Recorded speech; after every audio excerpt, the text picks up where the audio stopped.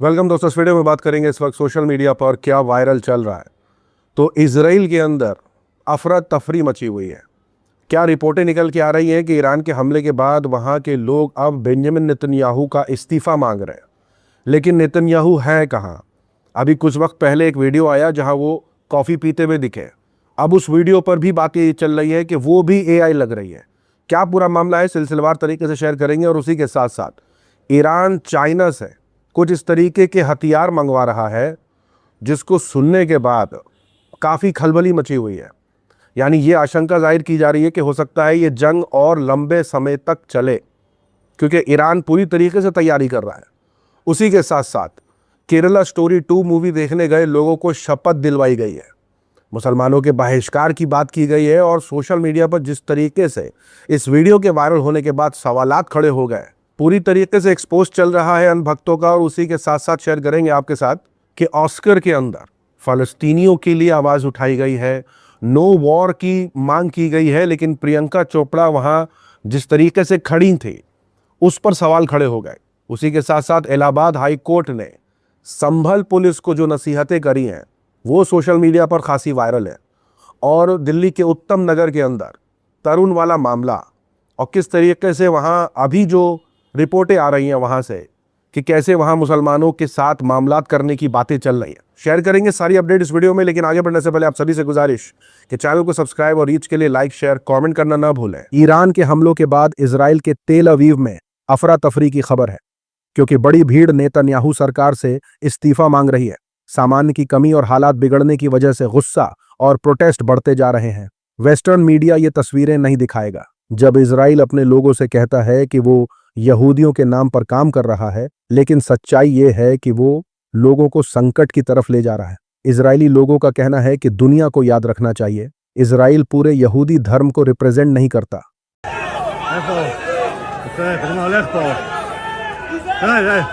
Social media पर चल रहा है कि जायनिस्टों ने यहूदी धर्म को अपने कब्जे में कर लिया है।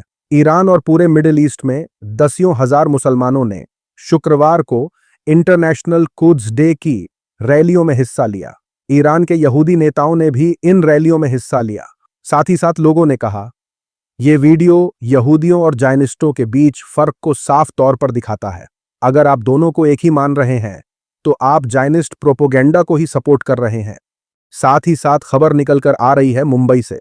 मुंबई में फिल्म केरल स्टोरी 2 देखने के बाद थिएटर में मौजूद कुछ हिंदुत्ववादी लोगों ने वहां की जनता से कसम खिलवाई कि आज से मुसलमानों का पूरी तरह से बॉयकॉट करना है, उन्हें हर लिहाज से कमजोर करना है, उनसे कुछ खरीदना नहीं है, ना सब्जी ना दूध, जो भी खरीदेंगे हिंदुओं से ही खरीदेंगे।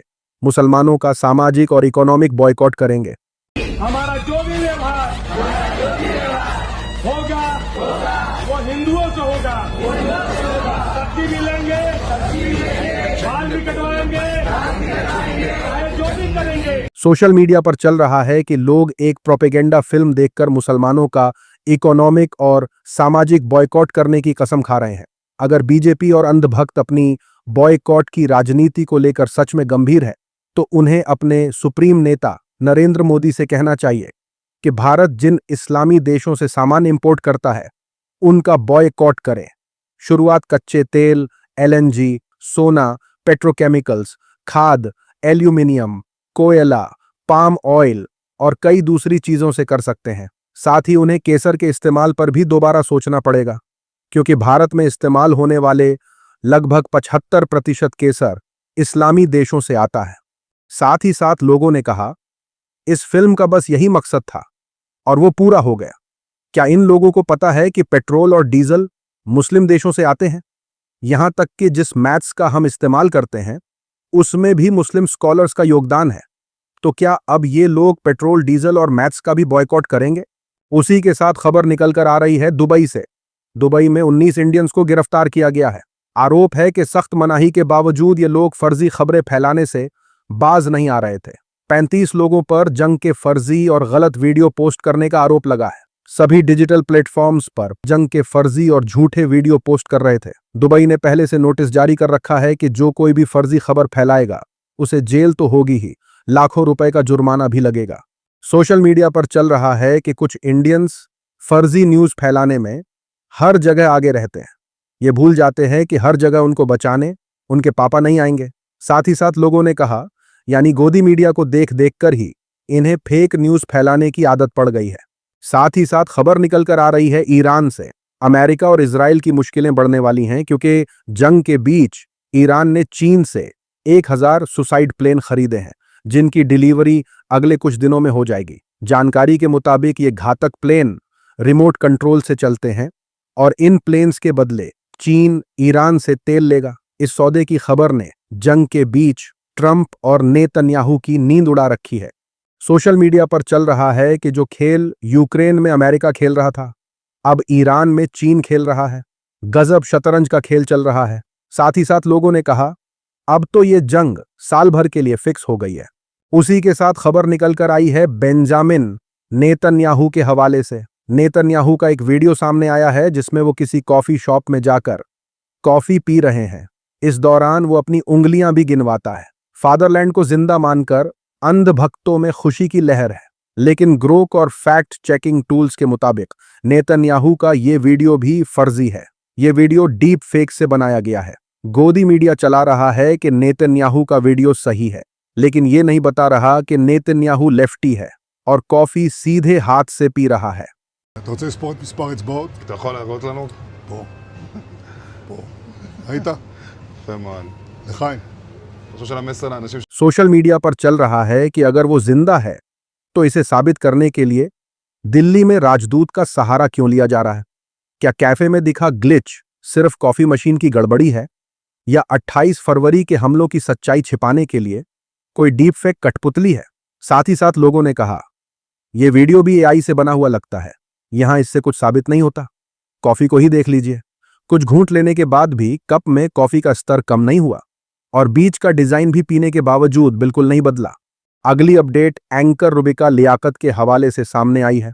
एंकर रुबिका लियाकत ने यूट्यूबर अदनान शेख के बयान पर ऐतराज जताया है। अदनान ने एक इंटरव्यू के दौरान साफ किया कि मेरे लिए मेरा दीन इस्लाम पहले है, इसलिए शादी में भी मैंने अपनी वाइफ का चेहरा दिखाना मुनासिब नहीं समझा। ये मेरी सोच है, आपकी सोच अलग हो सकती है। मैं चाहे कितना नाम पैसा कमा लूं, लेकिन दीन से कभी नहीं हटना चाहता। जो लोग पर्दा करने को अहमियत नहीं देते वो दय्युस हैं, यानी उन्हें जन्नत की हवा भी नसीब नहीं होगी। जिसको दिखाना है अपनी बीवी को, अपनी माँ को, बहनों को, जिसको दिखाना है दिखाए। मैं तो नहीं दिखाऊंगा भाई। इस्लामिक वे में ऐसे देखेंगे तो दयूस होते हैं वो। दयूस मतलब ये होता है कि उनको जन्नत की हवा भी नहीं नसीब होगी। मैं दीन दुनिया दोनों बैलेंस करते हुए चल रहा हूँ। जिसको करना है करे, जिसको नहीं करना नहीं करे। इतना सुनकर रुबिका लियाकत कहने लगी, ये आदमी कहता है कि औरतों को पर्दा करना चाहिए क्योंकि मर्द उन्हें बुरी नजर से देखते हैं। तो गुनाह मर्द की नजर में है, लेकिन सजा औरत के होने पर दी जा रही है। अगर मसला सेल्फ कंट्रोल का है तो शायद कुछ मर्दों को अपनी आंखों और अपने दिमाग पर पर्दा डालना चाहिए। औरतों को छुपाना बंद करो, मर्दों को ठीक से बर्ताव कराना शुरू करो।